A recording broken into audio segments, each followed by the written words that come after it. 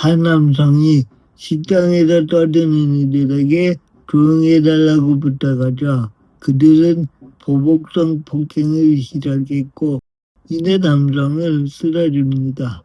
그리고 이미 의식을 잃은 상태였는데도 폭행은 멈추지 않았죠. 결국 그 남성은 사망했습니다. 영화감독 김창미 씨 사건인데요. 요즘 다시 많이 회자되고 있죠. 발달장애가 있는 아들이 먹고 싶다는 돈가스를 함께 먹기 위해서 늦은 밤에 음식점에 갔다라는 이 이야기에는 부성애와 장애 그리고 아들을 지키려다가 맞는 장면 여기에다가 가해자들이 반성은커녕 이들을 조롱하는 듯한 행위를 했고 심지어 어떤 이는 그 후에 음원까지 발매했다라는 지점 사람들이 분노할 만한 포인트들이 참 많았죠. 이 부분에도 대중들이 1차 빡침이 있었고 이 사건 왜 이렇게 처리됐지? 이런 물음이 2차 빡침으로 연결된 겁니다. 추정컨대 젊은이들이 소란스럽게 하니까 아이가 무서워했던 것 같아요. 그러니까 이제 아빠가 조용해달라고 부탁한 거 아닌가 라고 생각합니다.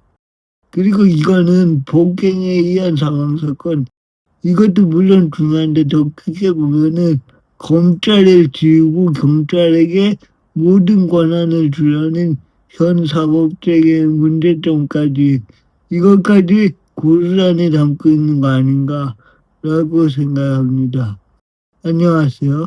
정상적인 또라이 IM지용 심지용입니다.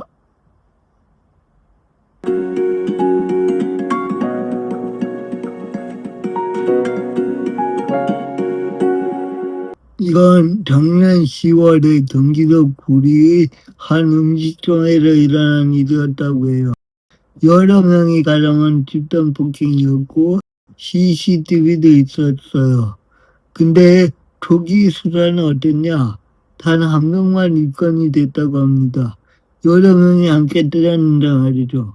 근데 그 한 명에 대한 구속영장도 기각됐고요. 이쯤 되면 이런 생각이 들 수밖에 없죠. 증거가 버젓이 있는데 왜 이런 결과가 나왔지? 여기서 하나 짚고 넘어가야 할 게 있는데요. 이 사건이 이제는 끝난 사건이 아니라는 겁니다. 다시 시작하는 사건이라는 거죠. 왜? 언론에 공개가 됐으니까 경찰로 다시 해야 되는 겁니다. 그런 방향으로 가고 있죠. 그러면 뭐가 문제였을까요? 처음부터. 많은 분들이 알다시피 검경 수사권 조정 이후에 수사 구조가 많이 바뀌었잖아요. 그 결과로 지금 경찰은 끝낼 수 있는 권한, 종결권을 갖고 있습니다. 혐의가 없다고 판단하면 불송치로 종결되는 구조죠. 물론 이의 신청을 하는 제도가 있어요. 근데요, 이거 피해자가 직접 해야 합니다. 그래서 현 시대로는 사건은 끝났는데 피해자는 아무것도 끝난 게 없어. 여전히 그 고통 속에서 억울함은 그대로인데 다시 시작할 방법을 모르니까 결국 많은 사건이 여기에서 멈춰버리는 거죠. 이게 반복되면 개인의 문제가 아니고 구조의 문제가 되는 거 아닌가요? 저는 이 김정민 씨 사건 같은 것도 원래는 개인의 문제로만 끝날 수도 있었다라고 생각합니다. 이쯤에서 제 경험을 이야기해 드릴게요. 지인들이 어떤 범죄 피해를 당한 적이 있어요, 여러분. 그럴 때 이제 저한테 이제 물어보곤 했어. 어떻게 해야 되냐고. 경찰에 갖고 갔는데 경찰에서는 큰 사건으로 보지 않는다는 거예요. 제가 한 조언은 딱 하나였습니다. 사설 탐정을 소개하는 거였죠. 결과적으로 탐정을 써서 상황이 바뀌었습니다. 새로운 자료가 나왔고요. 그동안 정리되지 않았던 사실들이 하나씩 맞춰지기 시작한 겁니다. 근데 중요한 건 뭐냐? 탐정을 써갖고 해결했다? 이게 아니죠. 그 사건이 다시 움직이기 시작했다는 겁니다. 공권력이 아니고 탐정이라는 사적 권력을 통해서 신용정보법 개정 이후에 탐정이라는 이름이 사용 가능해졌죠. 하지만 여기는 수사기관이 아니에요. 강제 수사 못하고요. 불법하면은 처벌받죠. 그럼에도 불구하고 사람들이 돈을 내고 여길 찾는 이유는 분명합니다. 뭐냐, 내가 당한 억울함, 또 무섭기도 한 그 사건을 다시 움직이기 위해서, 다시 들여다보기 위해서, 그게 아닐까요? 수사라는 게 결국에 의심으로부터 출발한다라고 생각해요. 근데 왜 어떤 사건에서는 충분히 의심할 만한 정황이 있는데도 거기서 멈춰버리는 걸까요? 이게 경찰의 문제일 수도 있어요. 근데 그걸로 다 설명되진 않는 것 같아요. 지금 이 구조에서는요, 특히 점점 사라지고 있는 역할, 검찰에 대해서 한번 생각해 볼 필요가 있다라고 생각합니다. 검찰이 역사적으로 문제였던 거 사실입니다. 권한남용도 있었고요. 그로 인해서 억울한 피해자가 있었던 것도 맞죠. 그리고 경찰에게 갑질했다는 것도 맞아요. 그래서 개혁이 필요하다. 이거 충분히 설득력 있죠. 드라마 비밀의 숲에는 이런 장면이 나옵니다. 대검차장이 이렇게 이야기하죠. 너 진짜 70년 검찰 역사의 수사권 팔아먹은 놈으로 완전 찢기게 해줘. 그때 황기목 검사가 이렇게 대답합니다. 제가 그걸 팔아먹은 사람이면 그걸 매물로 내놓은 사람도 있겠네요. 라고요. 이 말 맞는 말입니다. 검찰 문제였죠. 근데 검찰이 문제였다면 그 권한 자체를 들여다보는 것도 필요했겠죠.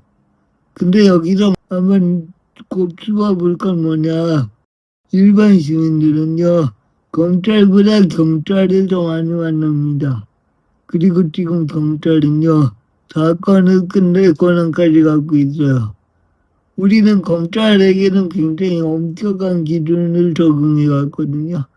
근데 경찰에 대해서도 그만큼의 잣대를 댔었을까요?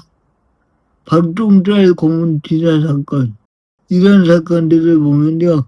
오히려 시민을 상대로 더 잔인하게 권한을 남용한 쪽은 검찰이 아니고 경찰이었거든요. 그럼 지금 이 변화는 뭘까요? 과연 누구를 위한 검경개혁일까요? 조금 더 노골적으로 이야기해보면요. 이렇게 들리는 것 같아요. 검찰은 수사하지 마. 그 대상이 누구였는지도 생각해보면요. 더 분명해집니다. 아까 이야기했듯이 우리 일반 시민들이 검찰에 갈 일보다는 경찰관들을 만날 확률이 더 높아요. 비율적으로 보면은. 그리고 수사권 조정으로 인해서 이미 검찰의 직접 수사 범위는 많이 줄었죠. 뇌물, 대형금융범죄, 공직자범죄, 선거범죄, 방위사범죄, 대형참사, 이걸로 이제 대폭 준 상태인데 여기에 일반 시민들이 얼마나 포함될까요? 그래서 결론은 뭐냐? 다시 돌아야 한다는 겁니다. 가까운 예로 헤드니 사건 한번 볼까요? 이 사건은 만약에 검찰이 보안 수사를 지시하지 않고 그대로 경찰이 종결했다면 어떻게 됐을까요? 이건 그냥 생후 4개월 된 애가 엄마의 불의로 인해서 물에 빠져 죽은 사건, 이렇게 끝났을 거예요. 결국에 이게 뭐냐? 형사사법 시스템의 개혁의 기준은 정치, 그리고 정치인들이 아닙니다. 그 정치인들이 가장 존경하고 사랑한다고 떠들어대는 그 국민이어야 하는 거죠. 정치권은 항상 국민을 위해서 검찰을 개혁하려 했고 종국에는 검찰을 없애겠다라고 하고 있죠. 근데요. 정말로 국민을 위한다면요. 가장 필요한 거는 검찰 살리고 경찰까지도 개혁하는 겁니다. 그냥 검찰 살리시고요. 여러분들이 죄 안 짓고서는 안 될까요? 그 방법이 가장 간단하고 좋을 것 같은데요. 긴 이야기 들어주셔서 감사합니다.